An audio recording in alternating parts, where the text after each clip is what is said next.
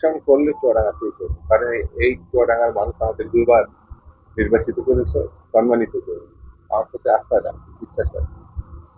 আমার যা কিছু অর্জন তার সিংহভাগ হচ্ছে চুয়াডাঙ্গা। আমি চুয়াডাঙ্গা কলেজের ভারপ্রাপ্ত সাধারণ সম্পাদক ছিলাম ছাত্র নির্বাচিত। এখান থেকে আমি ছাত্র রাজনীতি শুরু করি, এখান থেকে আমি এমপি। এখন হচ্ছে দেশের ছাত্র দলের সভাপতি, বিএনপি ভাইস চেয়ারম্যান, কৃষক দলের সাধারণ সম্পাদক পরবর্তী অর্জন। আর যদি নির্বাচন পার্টি মনে হয়, আমি সবসময় পার্টি কেন, যখন দেখা যাচ্ছে প্রমাণ করছি যে চুয়াডাঙ্গার মানুষকে। আরেকটা সত্য, চুয়াডাঙ্গার মানুষ সবসময় বিএনপিকে যখন সুযোগ পেয়েছে, তারা সুযোগ না পেলে তো তাকে করার কিছু নেই। সেই জন্য আগামী দিনে যদি পার্টি মনে হয় মনোনীত করে, দায়িত্ব দেয়, তাহলে এখান থেকে নিল, এটাই সত্যি। আগেই বলা হয়েছে বিএনপির পক্ষ থেকে ডিসেম্বরের মধ্যে নির্বাচন হলে মানুষ স্বস্তির সঙ্গে ভোটাধিকার প্রয়োগ করতে পারে, পরিবেশ তখন খুব ভালো থাকে। যদি নির্বাচনটা সেপ্টেম্বর, অক্টোবর, নভেম্বর এই সময়ের মধ্যে হয়, তাহলে পরে ভোটাধিকার প্রয়োগ খুবই স্বাভাবিক পরিস্থিতি হয়। এই দেশে যতগুলো ভালো বড় বড় নির্বাচন হয়েছে সবগুলোই এই সময়ের মধ্যে, খুব বেশি হলে জানুয়ারির দিকে।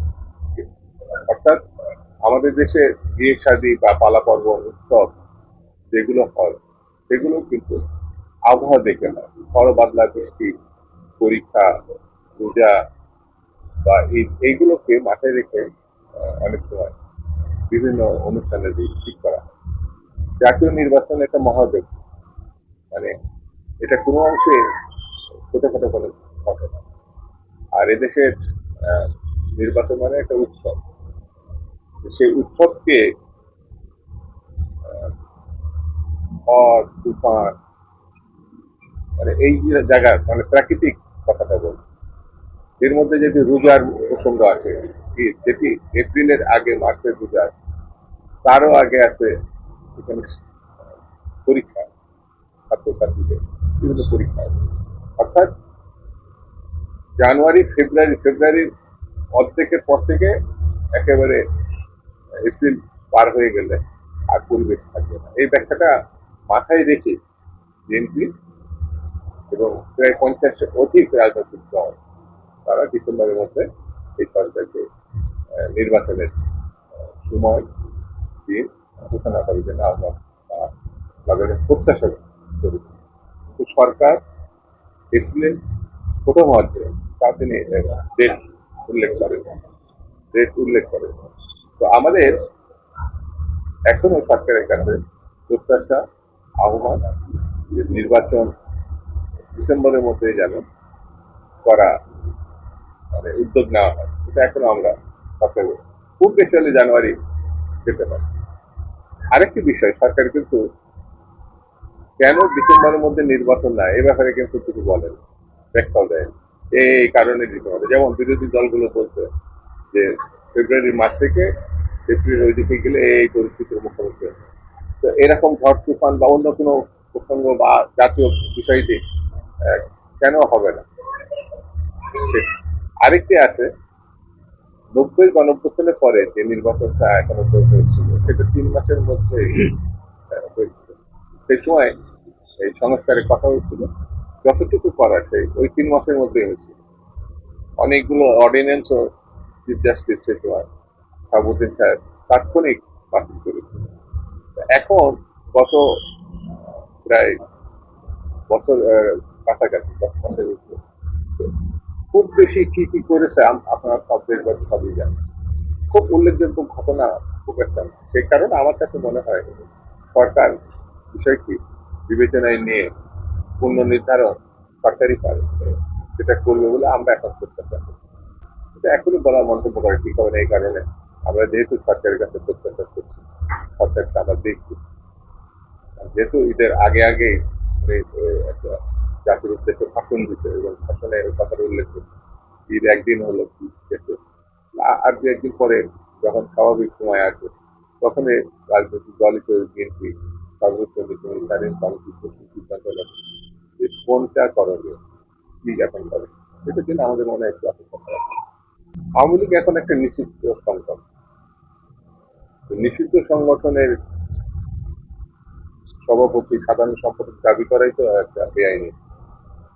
সে বেআইনি কথা অবস্থান থেকে কেউ যদি কোনো কথা বলে সেটা নিয়ে এত ভাবনা কথা বলে সুযোগ নেই। তারা জাতির কাছে বাপ পেতে পারত, তারা তাদের কৃতকর্মের জন্য বিচারের মুখোমুখি হতে হবে। অনেকগুলো আছে না, একটা খুনি হঠাৎ করে তো আবার পুনর্বাসন হয় না, এটা তারা খুনি, এক গণহত্যার অভিযুক্ত। তারা এখন এসে নির্বাচন করবে কি? তাদের বিচারের মুখোমুখি হয়ে যাবজ্জীবন হবে, কারো ফাঁসি হবে, কেউ জেলে যাবে, তারা আবার নির্বাচন নিয়ে কথা বলে কেন? এটাই তো মানে অসঙ্গত, বেআইনি। আমরা চাই যে মানুষ নির্বিঘ্নে যেন ভোটটা দিতে পারে, ভোটাধিকারটা ফিরিয়ে দেয়। সেখানে বিএনপি সহ যেসব রাজনৈতিক দল আছে, অতীতে যাবে জামাত, কমিউনিস্ট পার্টি, ইসলামী দলগুলো, বিভিন্ন ছোট বড় রাজনৈতিক দল আছে, সবাই নির্বাচনের মুক্তি যারা আছে তারা নির্বাচনে অংশগ্রহণ করবে। নতুন দল ইতিমধ্যে সবচেয়ে আলোচিত এনসিপি, এছাড়াও কিছু করে 20-22টা দল নতুন করে তারা গঠিত হয়েছে। তো এটি আবার সরকারি কিছু নির্বাচনী কমিশনের অনুমোদন লাগে, অনেক কিছু বিচার একটা প্রক্রিয়া। সেই প্রক্রিয়া না থেকেও অনেক সময় নির্বাচন করা যায়। যেমন জামাত যখন নিবন্ধন হারিয়েছিল, তখন বিএনপি মার্কা নিয়ে তারা নির্বাচন করে।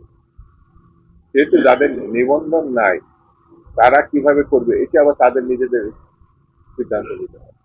সেই জন্য নির্বাচনের আনুষ্ঠানিকতা ঘোষণার পরেই বোঝা যাবে কোন দল কিভাবে নির্বাচন করবে, মেরুকরণ কে কার সঙ্গে থাকে। সেই জন্য আগাম এটা বলা হতো। প্রথম কথা, বিএনপি তাকে স্পষ্ট করে বলেছে সেটা বিএনপির লোক। বিএনপি যারা অভিযুক্ত তাদেরকে ফোকাস করা হয়েছে, বহিষ্কার করা হয়েছে, এবং স্পষ্ট করে হচ্ছে তাদের ধরে আইন শৃঙ্খলা বাহিনীতে আইনের আওতা দেওয়ার জন্য। তো কোন দুষ্কর্ম কেউ যদি করে থাকে এর দায় তাকে নিতে হবে, এটা দল নেবে না, এটা দলের সিদ্ধান্ত। আইন শৃঙ্খলা বাহিনীর প্রতি এর থেকে আটক আলাদা করে কিছু বলা নেই, কারণ সরকার তো এখন বিএনপি। আমরা আইন শৃঙ্খলা বাহিনীকে দলীয় ভাবে ঘোষণা করেছি তাদেরকে, যারা এই দুষ্কর্ম করে তাদের আইনের আওতায় নিয়ে আসবে। সেই জন্য বিএনপি দুর্নীতির সঙ্গে যুক্ত না, চাঁদাবাজির সঙ্গে যুক্ত না। যারা করছে এরা বিএনপি করে না। কিন্তু দায় বিএনপির উপরে চাপানোর চেষ্টা করা বা বিশেষ মহল এটা করছে।